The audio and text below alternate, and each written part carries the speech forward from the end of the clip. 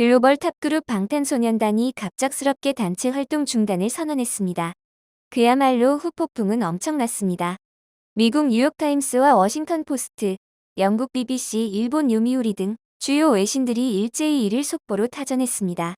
특히 워싱턴 포스트는 BTS가 충격적인 발표로 데뷔 9주년을 맞았다. 팬들은 다른 유명 보이그룹들의 일시적인 활동 중단이 해체로 이어지는 경우를 경험했기 때문에 치명적일 것이라고 전했습니다. 때문에 단체 활동 중단 선언의 해체설이 강하게 부각되기 시작했으며 상상을 초월한 언론과 여론의 반응에 방탄소년단과 소속사 하이브는 급히 진화에 나섰습니다. 일각에서 불거진 해체설에 대해 강하게 부정하며 단체 활동과 개별 활동의 병행이라고 주장하고 있습니다.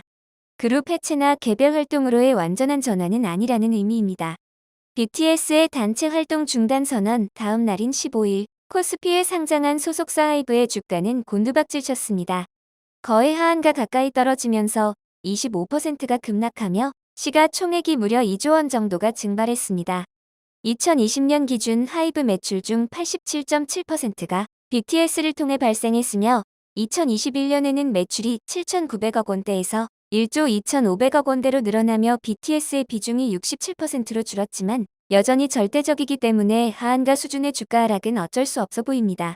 게다가 멤버 진, 제이홉, RM이 지난해 말 약 100억 원의 주식을 매도한 사실도 뒤늦게 도마에 올랐습니다. 여전히 그들은 하이브의 주식을 보유하고 있지만 성난개미의 반발을 사고 있는 것입니다. 물론 하이브 상장 이후 1년 이상 주식을 보유했고 BTS가 하이브의 성장에 기여한 바를 고려하면 이러한 반발은 어불성설이라는 의견이 대세이긴 합니다.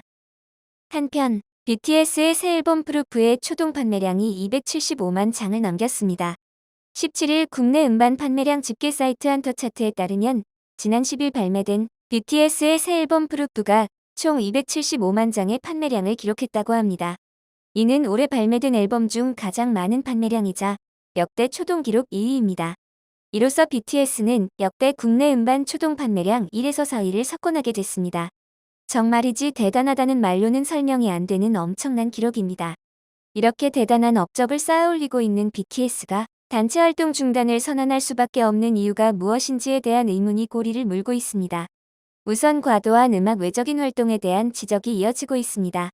BTS는 2017년 유니세프 한국위원회와 함께한 글로벌 캠페인 러브 마이셀프를 시작으로 2018년 9월 미국 뉴욕 유엔 본부 신탁통치사회회의장에서 개최된 73차 유엔 총회 제너레이션 얼리미티드의 글로벌 청년 대표이자 특별 연설자 자격으로 참석해 스스로를 사랑하자는 메시지를 전했으며 이후 두 차례 더 유엔 총회 연사로 나서 글로벌 청년에게 울림을 선사했습니다. 그리고 지난 5월 31일에는 미국 백악관을 예방, 조 바이든 미국 대통령과 환담을 나누고 아시아계 대상 혐오 범죄와 포용, 최근의 한국 방문 등에 대해 의견을 나눴습니다. 바이든 대통령은 방탄소년단에게 여러분이 하고 있는 일은 큰 변화를 만들어내고 있습니다. 혐오는 근절돼야 한다고 이야기하는 것은 중요하다고 말했으며 여러분 스스로를 과소평가하지 말아달라. 여러분의 뛰어난 재능만이 아니라 여러분이 소통하는 메시지가 중요한 것이다. 여러분에게 감사하게 생각한다라고 말했습니다. 이에 앞서 윤석열 대통령 당선인 측이 5월 10일에 진행된 대통령 취임식에 BTS의 공연을 논의하고 있다고 밝히자 대다수 팬들이 거세게 반발하고 나선 적도 있습니다. 일부 팬들은 취임식이 축제도 아니지만 축제라고 해도 유엔 공연을 쇼라고 비난했던 국민의힘이 취임식 때 BTS 공연을 진행하는 건 모순이라고 비난했습니다. 실제로 지난해 10월 국회 외교통일위원회 외교부 국정감사 현장에서 문재인 대통령 특사 자격으로 BTS가 미국 유엔 총회에 참석한 것을 두고 국민의힘은 문재인 정부가 BTS의 인기를 정치외교쇼로 오남용하고 있다고 비난했습니다. 정진석 국민의힘 의원은 당시 BTS가 1회 광고비만 50억 원인 슈퍼스타라는 점을 거론하며 유엔 총회에서 BTS만 보인다는 비판이 있다. 열정페이 비판도 이뤘는데 손해가 막심할 거다. 다음 정부에서 불이익을 받지 않을까 하는 말들도 돌았다더라. 특사로 유엔 총회에 등장시킨 것은 국내외 송출 장면에 BTS가 필요했던 것 아니냐며 비난의 목소리를 높이기도 했습니다. 이렇듯 BTS는 그 인기와 유명세만큼이나 음악 외적인 활동으로도 여러 이슈를 몰고 다니고 있는데요. 항상 유쾌한 내용만 있는 게 아닌 것은 분명해 보입니다.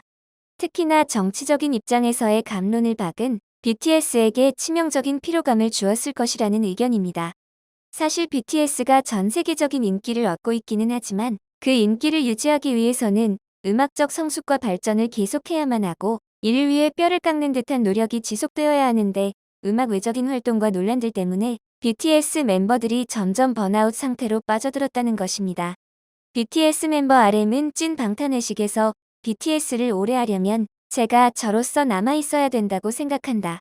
왜냐면 내가 방탄은 아니고 나는 방탄의 일부니까라고 말하며 눈시울을 붉히기도 했습니다. 한편 정치권에서는 이렇듯 BTS의 인기와 유명세를 이용하기 위해 수많은 논란을 양산해왔지만 정작 BTS에게 가장 필요하고 중요한 병역 문제에 대해서는 외면하고 있습니다. BTS 멤버진은 올해 12월 4일 만 30세가 됩니다.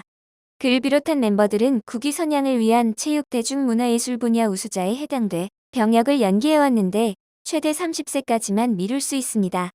올림픽 메달리스트처럼 이들을 특례에 포함해야 한다는 주장이 나오고 있지만 법 개정을 해야 할 국회에서는 관련 논의가 있으나 좀처럼 합의가 될 기미가 보이지 않고 있습니다. 한편으로는 대한민국의 자랑스러운 축구선수 손흥민의 경우에는 2018년 자카르타 팔렘방 아시안게임에서 축구 국가대표팀이 금메달을 따 예술체육요원으로 편입되어 병역 문제를 해결했습니다. 올림픽 메달 한 개의 경제적 가치는 최고 2,690억 원이지만 BTS의 경제 유발 효과는 10년간 56조 원에 달하는데 BTS가 병역 문제가 해결이 안 되는 것이 이해가 안 되는 측면도 있다고 합니다.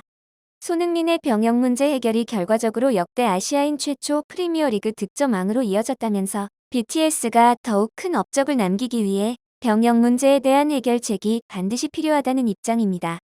물론 BTS는 여러 차례 군입대의 뜻을 밝힌 상황입니다. 하지만 이미 BTS의 병역 문제는 BTS만의 문제가 아닙니다.